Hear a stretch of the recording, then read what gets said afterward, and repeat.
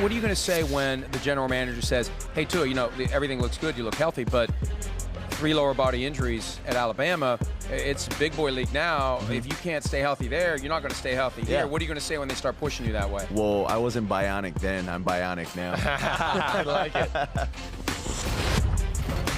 Tua Tagovailoa back in January with us at the Super Bowl. My God, that was a long time ago. It feels like it was a hell of a lot longer ago than it was.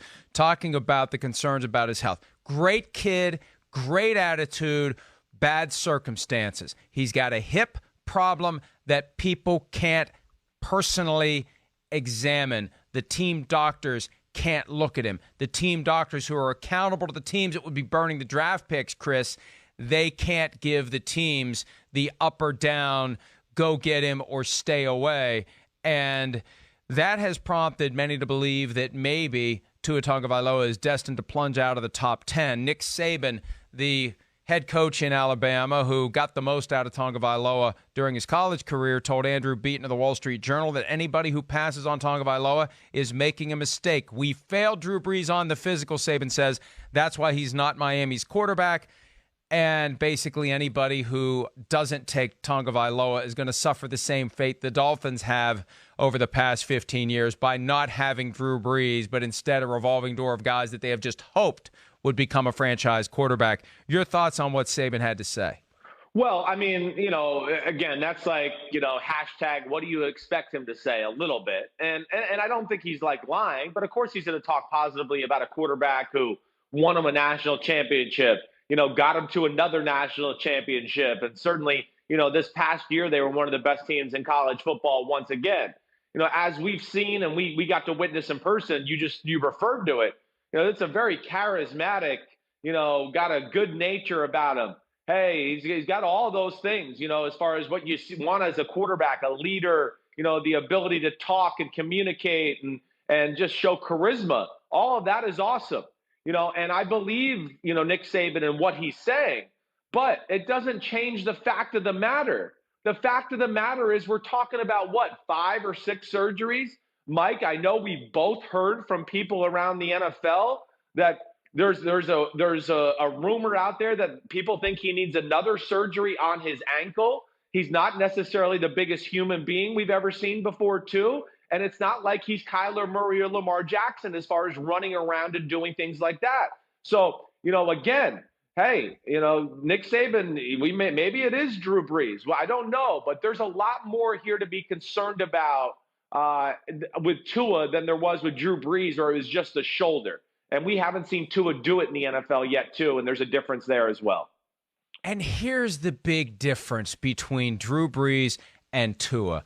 Back in early 2006, when the Dolphins were deciding what to do at quarterback, their doctors had the opportunity to examine Drew Brees. They screwed it up. Right. They came to a bad conclusion, but at least it was an informed conclusion that someone could put his or her name on the bottom line too, and that person probably did not remain the Dolphins' physician for a very long time after that. But at least you could come to your own conclusion. With Tua, you are flipping a coin. You are taking a chance. You are throwing a dart because you can't come to your own conclusion as to whether or not he's healthy. The Saints had a chance to examine Drew Brees, and they decided they're fine with the physical risk. Do you think the Saints would have signed Drew Brees, Chris, if Tom Condon contacted Sean Payton and Mickey Loomis back in 2006 and said, Drew Brees would really like to play for the Saints. He'd like to be an integral part in the rebirth of the city following Katrina.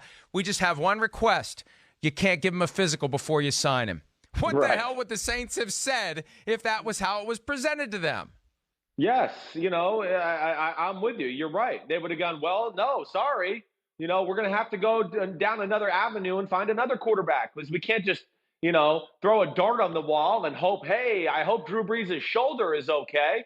Again, so, there's just a lot of things at play here, let alone, and, Mike, I've heard this, I think there's a number of teams that have already failed him for his medical, and they won't look at him in the first round. Now, the teams that need quarterbacks, they're not going to fail him on their medical. And there's going to be, some due diligence, and they're going to find a way to make themselves feel comfortable about the Tua situation because they have a quarterback need. And to me, this is one of the fascinating things of the draft in 2 days.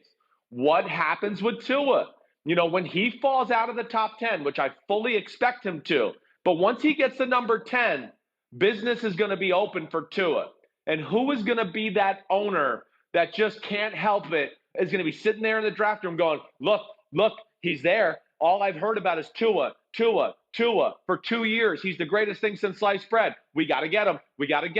And I just feel like there's going to be an owner that's going to take that cheese and he'll go somewhere between 10 and 20 because of the player and, of course, just what do I want to say, Mike, the attention and the grandiosity around a guy like Tua in Alabama. And my case there. I mean, I think people give a little too much credit for Tua, for the great machine that is Alabama.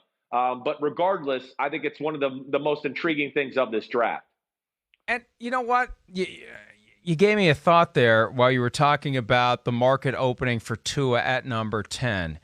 Is it possible that a team – now, look, it's one thing to say we'd like to trade down. You have to find someone who wants to trade up.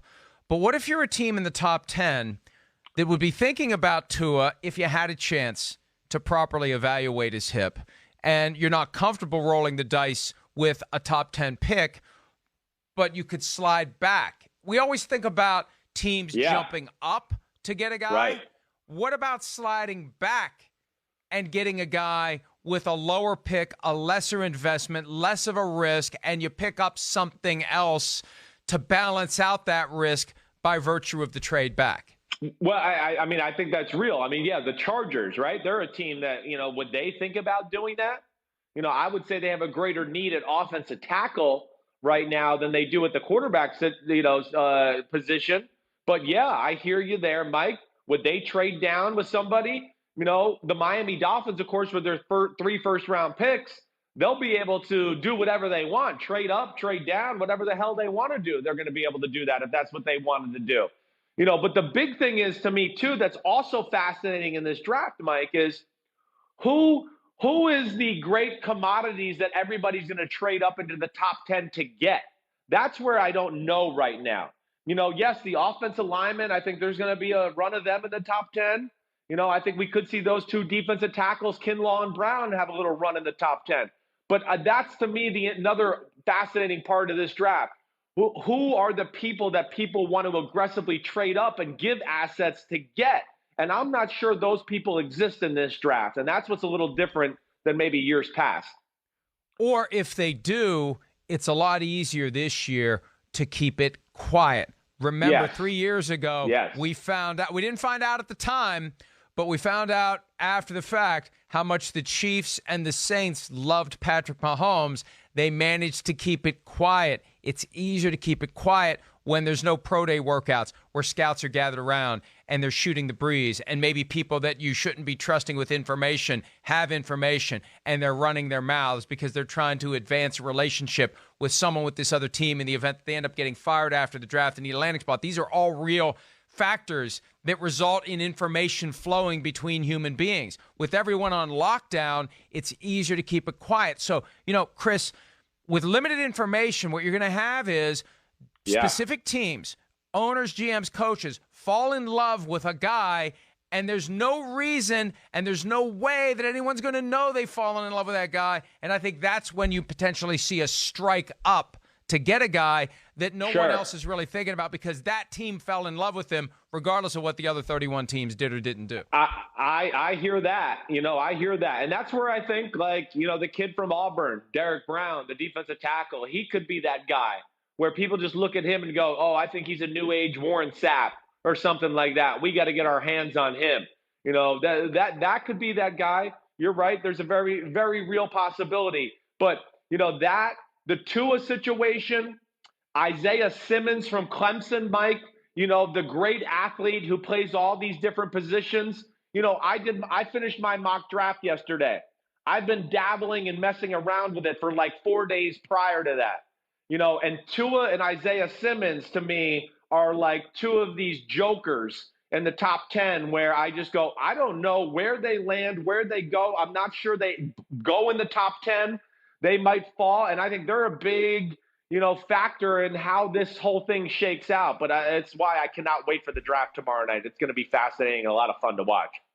And chances are there is a team out there that is sold on both guys, more likely on Simmons than Tua. But again, the information much easier to contain this year. The teams may realize, and you know what? We'd already seen kind of the push in that direction. We saw fewer coaches at the scouting combine. A couple of the teams left their guys at home. Teams may realize it is a lot easier to keep the secrets in-house by not sending the minions out around the country. We could see a fundamental change in the way the pre-draft process works if it helps teams keep their information quiet. Hi, I'm Mike Tirico, and thanks for watching. Make sure to hit subscribe for the latest news and highlights from NBC Sports.